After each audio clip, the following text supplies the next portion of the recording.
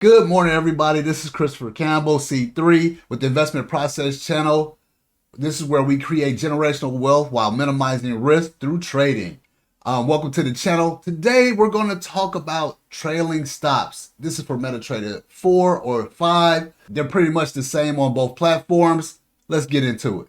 So today, we're talking about the process part of the equation. So we always want to protect our position when we're investing.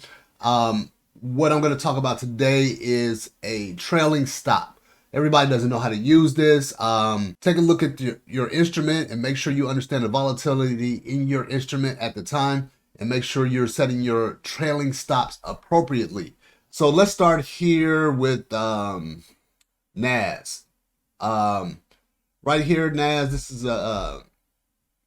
we want to set a trailing stop. What I've found is you cannot do it while you're actually creating a order, but you can do it once your order has been created. Now, it could always not have actuated yet, but you can do it once you've actually created an order. If you have not created an order, while you're creating an order, you cannot set up a trailing stop. So that's one thing to note. So we're going to go here. You right click on the stop loss, SL. You want to right click on the stop loss of the order that you have. You want to go down here to trailing stop. So for me, it's going to be 50 pips. So I'm going to click custom. And the reason why I'm doing this is it's set up as points. Instead of, I know you saw on there 50, but it's points. So it has to be 500. Then I'm going to click OK. Boom, and it turns yellow. If it's yellow, you have created a trailing stop loss. So as it's moving and it's trailing by 50 or 100, boom. See, it actuated. That's because the trailing stop was so small. NAS is so volatile. It was only trailing by 50 pips. NAS is super volatile, so 50 pips will, it'll actuate very quickly. If we go up here to something like, what is this, Japanese, British pound, yen, let's click on this, do a trailing stop. I'm a custom. I'm gonna make it 30 pips. So that's 300 because again, it's points. Click OK.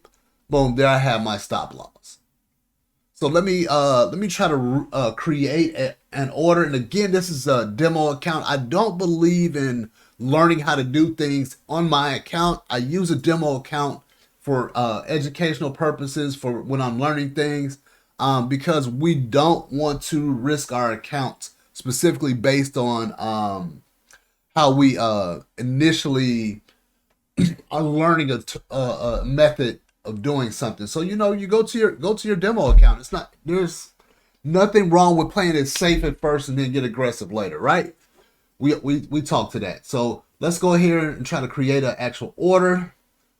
What are we looking at? Yep, we're looking at NAS.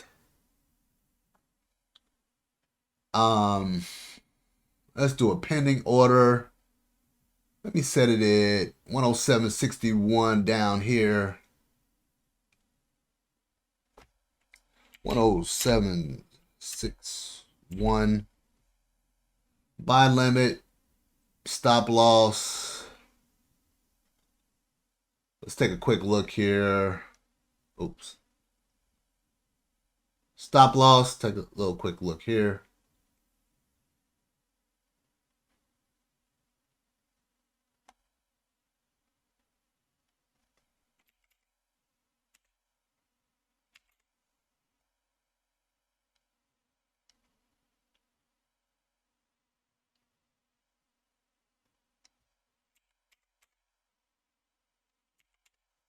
And set our TP at 108.28. Place the order. So now once the order is placed, we're going to click on stop loss, go back here to trailing stop. Now, this is the thing. Like, remember, I had only set it at, what was it? I don't know, let's say it was 50 pips or whatever. I'm gonna do a custom amount. I'm gonna get crazy. Sit here and do like 300 pips. Okay. Click OK. So it's 3,000. Why is it 3,000? Because it's in points. It's not pips. Again.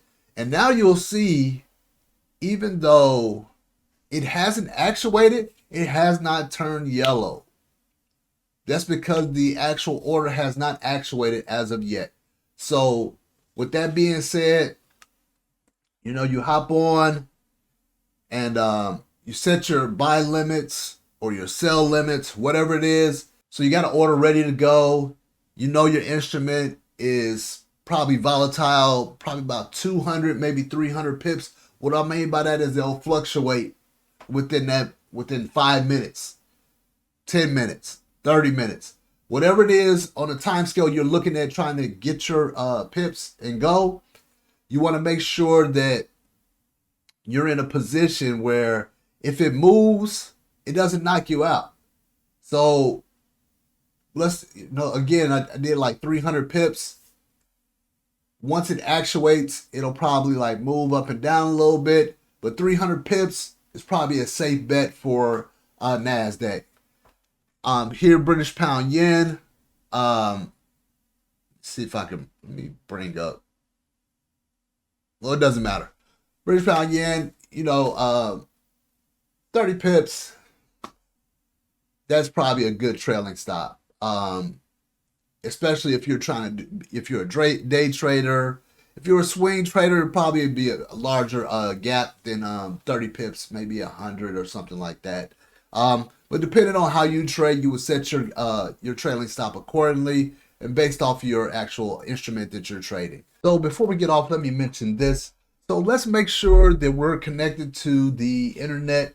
So when you create your trailing stops, the broker knows. If you're not connected, the broker won't know, then you may lose out pretty much. I think this is good housekeeping. Just make sure you're always connected to the internet and make sure you're connected to your broker when doing your trading. So if you have any other questions, put a comment down below. Again, this is the Investment Process channel. I'm C3. Hit that like button if the information was good. If you have any questions, leave a comment below. Please share this information. I'm all about sharing and making sure everybody minimizes risk while they're trading in their markets. So thanks for stopping by. Have a good one.